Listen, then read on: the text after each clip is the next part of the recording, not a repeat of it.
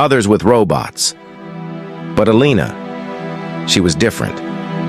Her mother said, when Alina saw an orca on TV for the first time, she went silent, just stared at the screen. From that moment on, something changed at home. Her bedroom walls were covered in whale posters. At school, her friends thought she was a bit odd. She dreamed of talking to whales, read every book about marine life, and more than anything, she wanted to visit marine parks. The first time she saw a real orca, she cried, out of joy.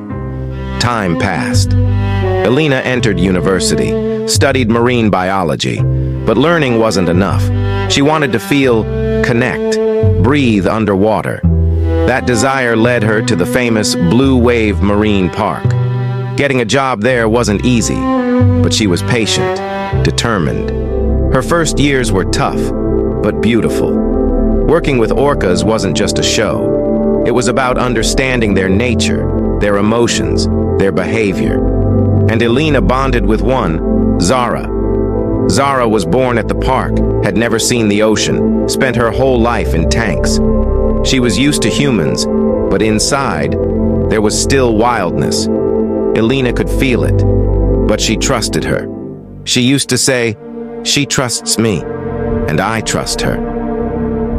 The trainers quickly jumped into the water. They searched frantically, calling Alina's name. Minutes felt like hours. Finally, they found her body. She wasn't drowning, no water in her lungs, but there were bite marks, deep marks on her arms and legs. Zara had squeezed her. Was it instinct, stress, or something else? No one could say for sure. The park called it an accident, but was it really? Years of keeping wild animals in captivity, away from their home, had consequences. Alina's family was heartbroken. Her mother spoke to the press, tears in her eyes. She loved them, she said, but we never knew this love would cost her so much. A visitor had filmed the day, children laughing, then silence. A life changed in a moment. The answer isn't simple. Freedom is a choice. For the creatures we share this planet with, it means everything. We must ask ourselves, how much control is too much? How much captivity is too cruel? Alina's story is a reminder, a call to respect the wild, to listen to the ocean's voice, not just the applause from the crowd. Because nature, even when silent, is always speaking. And one day, we must be ready to hear it. Thank you for listening. Let's remember Alina, and let's choose to protect the freedom of all living beings. Pause. Because in the end, freedom is what makes life worth living. That last day, the weather was just like any other. Sunny, warm. The park was full of people, music playing, children laughing. Alina stepped onto the stage. Zara was ready. Together they dove into the water. The audience watched in awe. It was like every other show, at first. But then something happened. Alina grabbed Zara's fin and they started their routine. But this time, Zara didn't let go. For the first 10 seconds, no one noticed anything unusual.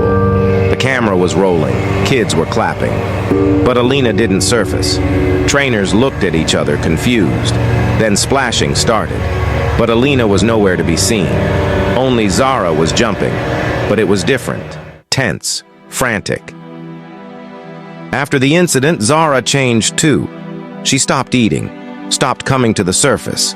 Orcas are smart, emotional creatures. Maybe she understood she had broken a trust. Maybe she felt sorry. But we will never truly know. This story isn't just about a trainer and an orca. It's about how we treat nature. Sometimes we call it love, but it's captivity.